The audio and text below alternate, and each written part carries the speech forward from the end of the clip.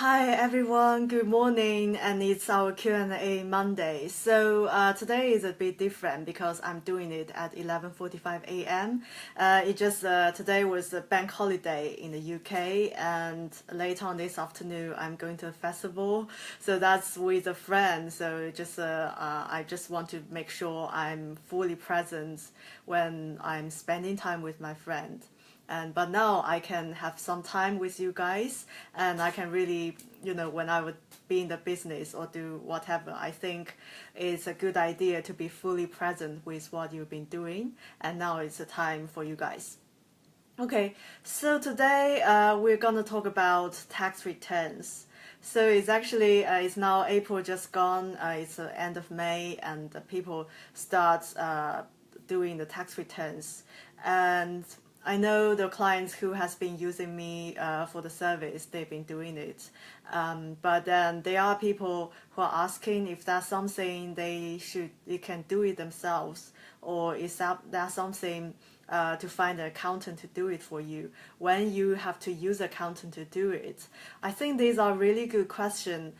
This video, by the way, I'm accountant by myself. I can definitely help people with a tax return, but this is not a video try to gather the business. I try to persuade everyone to use me for the service. Of course, if you'd like to pay me to doing that, that's great.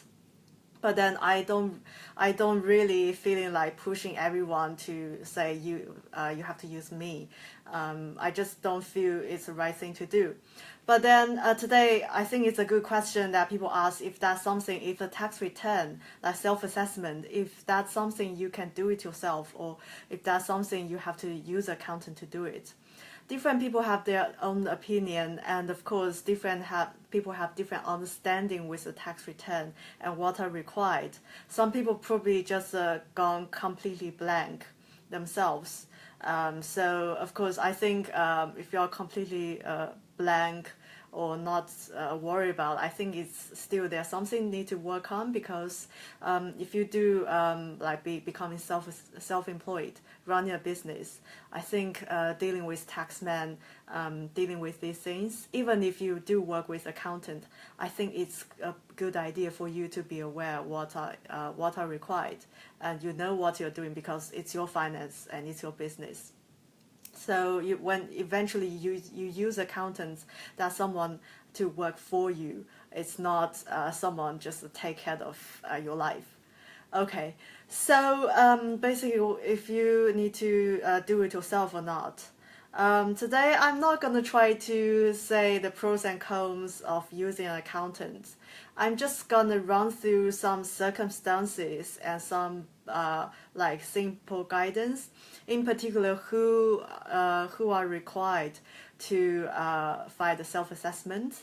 And then later on, I will let you to decide if that's something you feel comfortable to do it yourself, or you think actually I think that's a bit too complicated, I better pay someone to do it, or is something you think is too much hassle. So I just run through some facts, and in particular who are required to file the self-assessment. So I will let you to decide.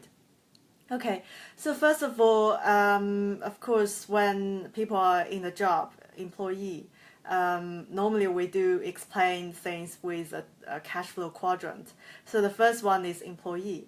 So if you're only have a salary job, and that's your only source of income, you are less likely to be required to file the self-assessment, because your taxes are be taken care of by PAYE tax code. It's like your tax are deducted before you get paid, so you don't have to worry about anything. But there are some exceptions. First of all, if you are earning more than 100K a year, so you are required to do the self-assessment. In fact, because every time your employer will report like how much they pay to each employee, if they detect anyone has been earning more than 100K or who is likely to be earn more than 100K, then automatically that person will be put on self-assessment system. So in the past, I do have clients who receive like a tax reference, like they confirm, HMRC confirm they've been put on the self-assessment system, but they didn't know what's going on. Why is that? Why he or she has to be filing self-assessment? Then because HMRC detected that you are likely to earn more than 100K a year. Okay, so that's one. And the second one, I think last couple of years, there's something called high income child benefit being introduced. So that's basically if you have a child and you claim the child benefit, and then one of you, it's not say one is earning more than one is earning more and the other one is not earning, then you don't apply. That is one of you. If one of you is earning more than 50K a year, then you are required to file the self-assessment and declare the tax charge on the child benefits. So that was introduced last couple of years. Some people probably sort of overlooked. Or even some clients, when they start using me to do the tax return, and they might not realize they actually have to pay the tax charge for the child benefit. So basically 50K, that's a number in mind. If you are if you are having kids in your family and one of you, make sure it's one of you, it's not both of you. One of the parents is earning more than 50K. Of course, if both of you, that's definitely you need to do that. You need to do the self-assessment. But at least one of you has been earning 50K and you claim child benefits, then you are required to file the self-assessment. Okay, that's employee. And other circumstances, of course, when HMRC think you need to file the self-assessment, or things like if you're claiming the expenses. For instance, some people like medical professionals, if you're like only claim like £1,000, £2,000 as expenses, then most likely you just write to the taxman and then they change your tax code or give you a refund. But if you are claiming a significant amount, then it would be best to file the self-assessment. And of course, usually it's like more than 2,500. Then you do need to register self-assessment and then claim your expenses through that. Actually, the benefit of doing that, of course, you need to fill in the form, and you might be worrying that every year you have to run exercise. But then the benefit of doing that is any tax refunds you claim actually comes quicker, because that's the most likely you can file it online, and then online is processed much quicker than you file it by paper. Okay, so that's another circumstances that you if you're an employee, then you still have to file the self-assessment. Okay, so next, I think the rest of the quadrants you cannot escape unless very exceptional circumstances. Self-employment, then definitely you need to file the self-assessment. Unless it's only introduced in 1718, that unless your self-employment revenue is less than £1,000. Say you only do the ad hoc work or just occasionally pick up some project that's paid to you personally without deducting the tax, then you don't have to declare that. So that's the limit is £1,000 for the year. But then if you are self-employed and you really run a proper business, then you do have to file the self-assessment, register yourself as self-employed, and then declare your income. Even if you're earning nothing, of course, at the moment there's a £1,000 limit.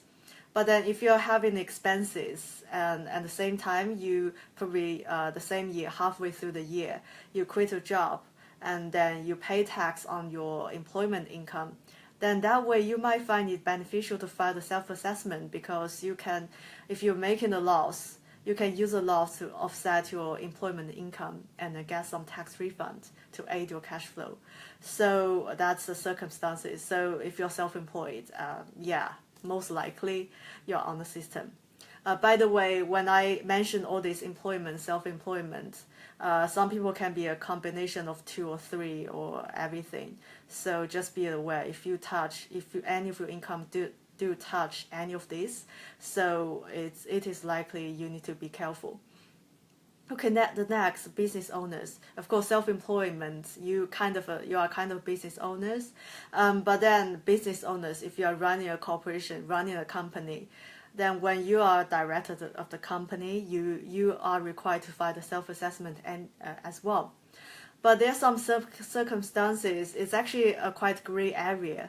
What if your company, say first year you are making a loss and you actually don't take anything from the company, you don't have any income, basically. Or if you have a company that is dormant company. So there's a rule, actually there's a clause on the HMRC manual was saying if there's no requirement to report the chargeable if there's nothing, if there's not, you don't have any of these, income that is not declared, that is not taxed, or majority of your income is taxed at source. That means you be deducted by PAYE. Then there's no requirement to report the chargeable. But on the other side, HMRC was saying when you become a company director, then you need to file the self-assessment. So this is actually the gray area. But at the moment, I would advise if you think your first year your company is likely to be dormant or not making money at all, and you don't declare anything. So it's better just hold on for it, not to register yourself as a self-assessment, and until the next year you think you're going to declare some of the income from your company, like dividend income, then you start doing that. Of course, in the past we did some of the cases that we did appeal, like you registered as self-employed, like self-assessment, but your company is actually making a loss. Some of these appeal actually succeed, but then it just appeal is kind of a hassle as well. It takes time. So in that way, just reduce your hassle when to register self-employed. Okay, so the next investors, that's actually the wide area. Again, if that includes realistic investors, if you are renting out properties, like buy-to-let landlords. But of course, if you are earning like less than £1,000 for the year from the rental income, then you don't have to declare this. So you don't have to worry about self-assessment. Or if you are taking on a lodger, as I said, at the moment the limit is £7,500 a year. That's a rent a room scheme. So if you are like renting out your spare room, if you're owning a house and renting out your spare room, then if you are having less than £7,500 a year as a rental income, then you don't have to declare that either. Okay, but then if you are like having portfolio, either you have a company like buy-to-let properties under your own name, or have a company name, then yeah, definitely that self-assessment that will apply for you. Of course, people were saying about at the moment the buy-to-let tax rule has changed regarding the property, like the mortgage interest relief. Well, that's probably, we can cover it in a separate session, but then just need to make you aware that for some landlords, they are looking to find other alternative strategies to mitigate the tax change, like the tax impact from the change. So, of course, if you do wondering specifically on the buy-to-let, be free to speak to me or speak to the experts around it. Okay, so, and of course, if you're having shares, yes, you're like trading, do any sort of shares and stocks and shares trading, then you do have to, you do need to declare your income, like your like investment income from the self-assessment, and then calculate the tax. As we can see, majority of the tax, like income tax, is self-assessed, unless you are really earning very little, or you are sort of just employed most of the time. Okay, so and of course there are other circumstances, like if you sell the property, or if you have capital gain in any kind.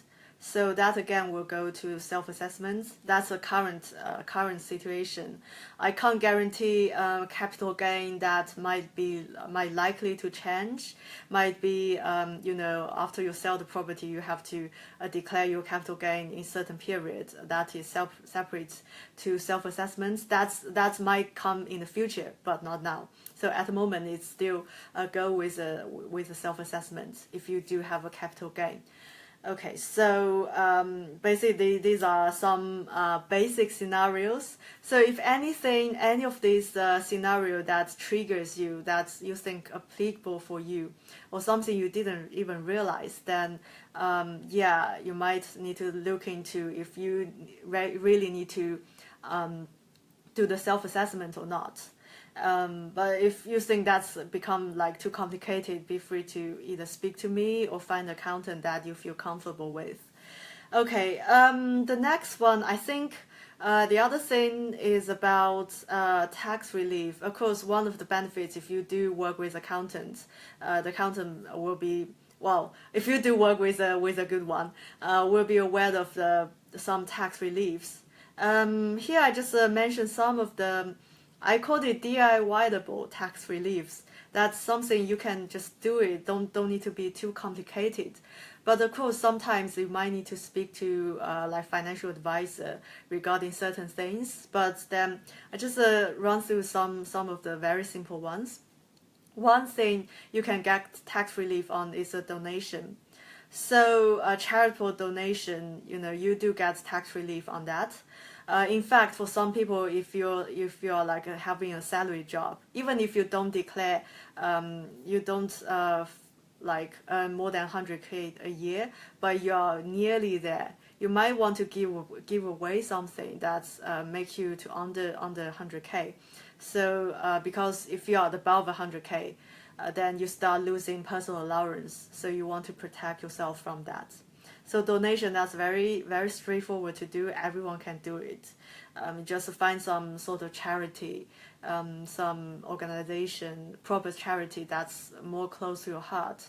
Of course, don't do it just for the sake, like purely for the sake of avoiding tax. And of course, it's good you get tax relief, but then the intention, the intention behind, you need to ask yourself if that's some sort of charity that is really close to your heart, that you really want to help with that sort of project.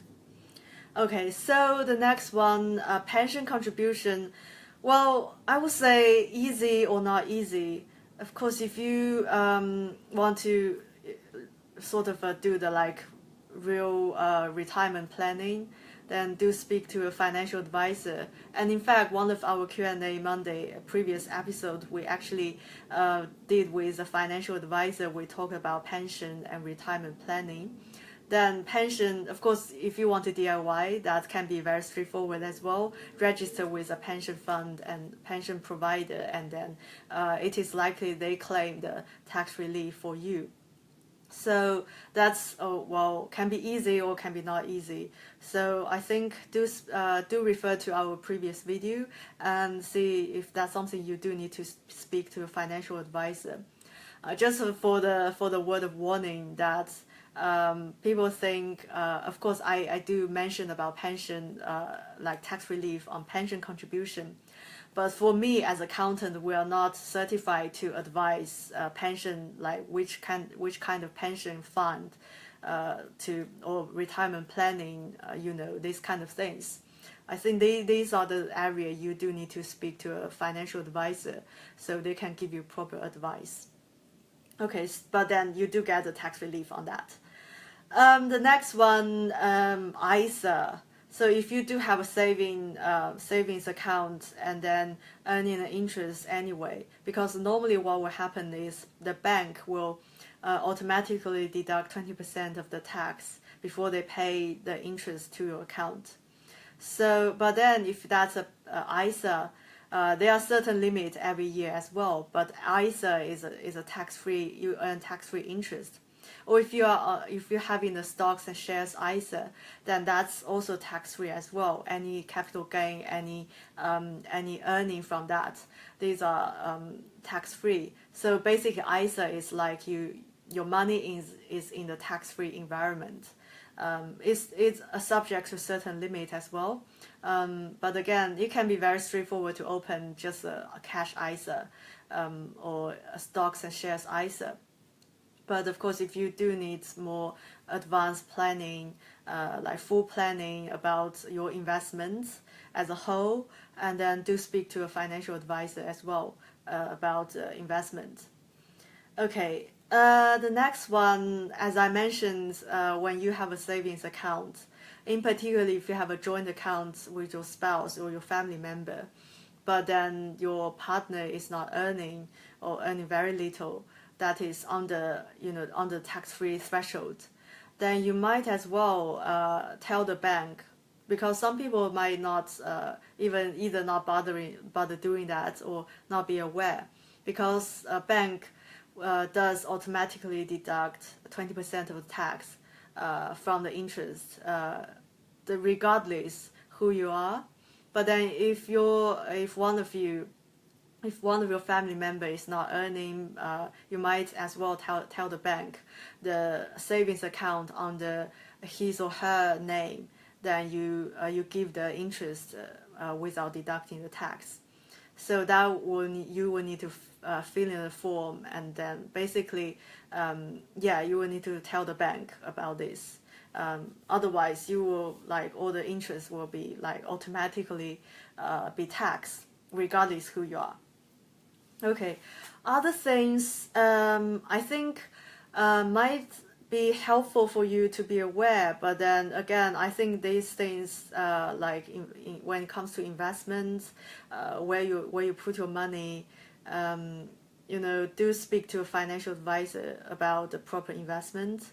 Of course, the government give us very some incentive if we do invest in startup companies, or UK very in particular startups or small businesses, you do have certain kind of tax relief. Say if you invest in venture capital trust, then if you invest £10,000, then you get £3,000 back in cash from the government. But of course, this kind of investment can be really risky. But the reward is you get the cash back from the government, as well as afterwards when those small businesses start making money and paying out dividends, you get the tax-free dividends as well. So there's a risk and reward element of it. But do speak to a financial advisor, because when you put your money into it, it can be risky as well. What if you lose money from this type of investment?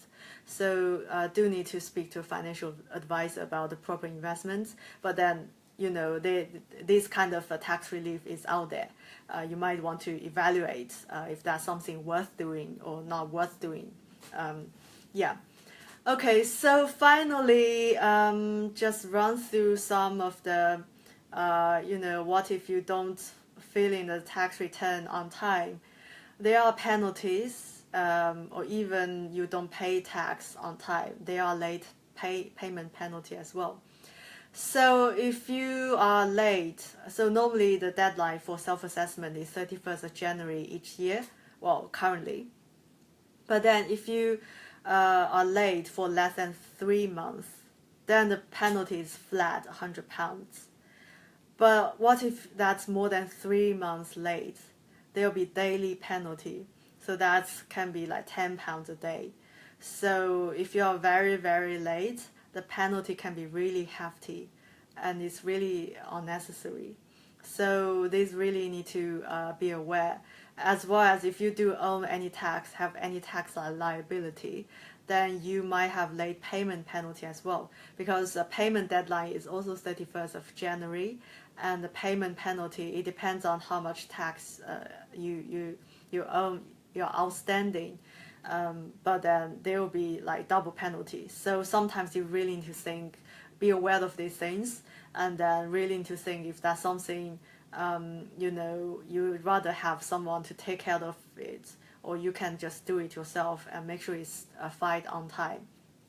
Okay, so overall we have run through who needs to fill in a self-assessment, and then some, well, DIY-able tax strategies you can use. Well, that's quite straightforward to understand, and then can get some tax relief, and then the penalties.